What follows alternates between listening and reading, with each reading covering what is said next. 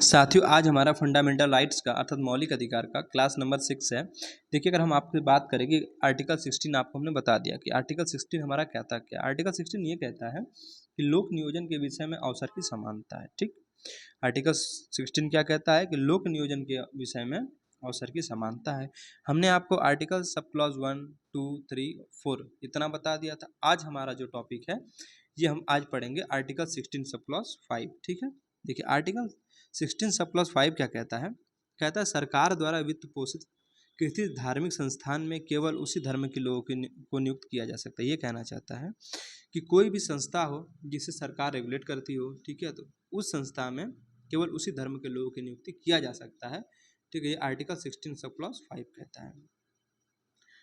फिर कहता है कि अन्य धर्मों के लोगों की नियुक्ति का प्रावधान नहीं हो सकता है। जो आर्टिकल 16(5) है ये पूरा ये कहना चाहता है कि कोई भी संस्था ऐसी है जो सरकार के द्वारा रेगुलेट की जाती है, ठीक है, तो उसमें क्या है, केवल उसी धर्म के लोगों की नियुक्ति किया जा सकता है, अन्य धर्म के लोगों की नियुक्ति का प्रावधान नहीं हो सकता है। राइट, अब हम बात करते हैं आर्टिकल 16 सब क्लॉज 6 की। ये कहता है EWS के लिए सरकारी नौकरी में विशेष प्रावधान। जो EWS के लोग होते हैं इनके लिए सरकारी नौकरी में क्या है, विशेष प्रावधान है। ये 103वें संविधान संशोधन के माध्यम से जोड़ा गया था। ठीक, हम बात कर लेते हैं आर्टिकल 17। बहुत ही इंपॉर्टेंट आर्टिकल है ये। आर्टिकल 17 ये कहता है कि अस्पृश्यता का उन्मूलन। देखिए, अस्पृश्यता का मतलब होता है कि छुआछूत अर्थात अनटचेबिलिटी। मतलब ये कहना चाहता है आर्टिकल 16 कि जो छुआछूत है ना ये नहीं होना चाहिए। ठीक है, तो अस्पृश्यता का उन्मूलन, अस्पृश्यता का अंत कह सकते हैं या अनटचेबिलिटी का अंत कह सकते हैं। राइट, अगर हमने बात की है 15 आर्टिकल जो 15(2) था, हमने आपको बताया था कि आर्टिकल 15(2) में क्या कहता है कि जो राज्य है ना, राज्य के अंदर क्या क्या आता है, हमने आपको भी बताया था कि जो अपनी लोकल गवर्नमेंट्स होती हैं, स्थानीय स्वशासन होते हैं, ये सब सरकार के ही अधीन होते हैं। या कोई संस्था हो जो सरकार के द्वारा वित्त पोषित हो, भी राज्य का एक हिस्सा मानी जाती है। तो राज्य के बारे में आपको हम डिटेल से बताए थे।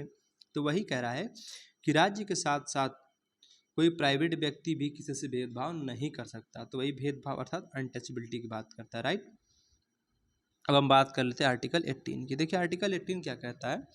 ये कहता है उपाधियों का अंत। अच्छा, उपाधियों का अंत क्या है आइए डिटेल समझते हैं। ये कहता है कि अगर हम आर्टिकल सब क्लॉज 1 की बात करें तो कह रहा है राज्य किसी भी व्यक्ति को कोई उपाधि नहीं दे सकता है। हमने बताया राज्य होता क्या है, वही राज्य जो है किसी भी व्यक्ति को कोई उपाधि नहीं दे सकता है। हाँ, दे सकता है कौन कौन सी, विद्या और सेना संबंधी उपाधि दे सकता है, लेकिन अन्य कोई उपाधि नहीं दे सकता है। राइट, हम बात करते हैं आर्टिकल 18 सब क्लॉज 2 की। देखिए आर्टिकल 18 सब क्लॉज 2 क्या कहता है। भारतीय नागरिक किसी भी विदेशी राज्य से कोई उपाधि नहीं ले सकते। जो भारतीय नागरिक हैं, ठीक है, मान लीजिए भारतीय नागरिक कोई है कि सोचिए कि हम विदेशी से मतलब विदेशी राज्य से कोई हम उपाधि ग्रहण कर लें तो नहीं ले सकता है। लेगा, लेकिन पहले राष्ट्रपति से उसको परमिशन लेनी पड़ेगी, ऐसे नहीं ले सकता है वो।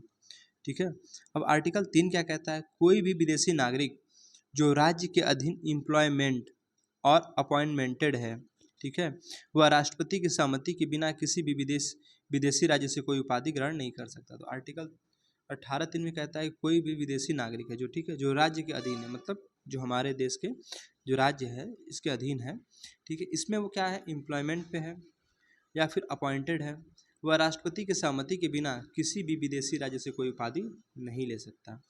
अब हम बात करते हैं आर्टिकल 18 सब क्लॉज 4 की।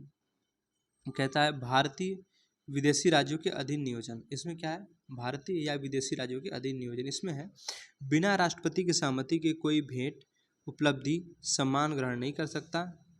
ठीक है, विदेशी राज्य से मान लीजिए कोई भारतीय है तो वो क्या करेंगे, बिना राष्ट्रपति की सहमति के या बिना राष्ट्रपति के परमिशन के कोई भी भेंट हुआ, उपलब्धि हुआ या सम्मान हुआ वो ग्रहण नहीं कर सकते हैं किसी विदेशी राज्य से। राइट, आपको हमने आर्टिकल 18 के बारे में क्या बताया, इसमें क्या उपाधियों का अंत है।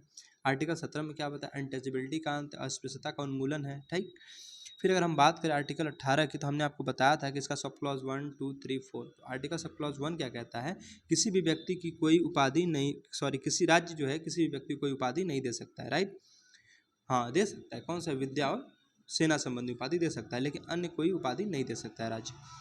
आर्टिकल 18 सब क्लॉज 2 कहता है कि जो भारतीय नागरिक है ना किसी भी विदेशी राज्य से कोई उपाधि नहीं ले सकते हैं। राइट, आर्टिकल 18 सब क्लॉज 3 क्या कहता है, कोई भी जो विदेशी नागरिक हो, ठीक है, जो भारत राज्य के जो राज्य के अधीन है, ठीक है, या तो वो एम्प्लॉयमेंट या फिर अपॉइंटेड है ना, वह राष्ट्रपति की सहमति के बिना किसी भी विदेशी राज्य से कोई उपाधि नहीं ग्रहण कर सकता। अब हम बात कर लेते हैं आर्टिकल 18 सब क्लॉज 4 की। ये कहता है भारतीय या विदेशी राज्यों के अधीन नियोजन। ठीक, इसमें क्या कहता है कि बिना राष्ट्रपति की सहमति के, ठीक है, बिना राष्ट्रपति की सहमति के कोई भेंट, उपलब्धि, सम्मान ग्रहण नहीं कर सकता विदेशी राज्य से। अगर कोई भारतीय नागरिक है, ठीक है, तो वो क्या करेगा कि किसी विदेशी राज्य से ना कोई भेंट, उपलब्धि और सम्मान तब तक नहीं ग्रहण कर सकता जब तक वो राष्ट्रपति से परमिशन नहीं ले सकता। राइट।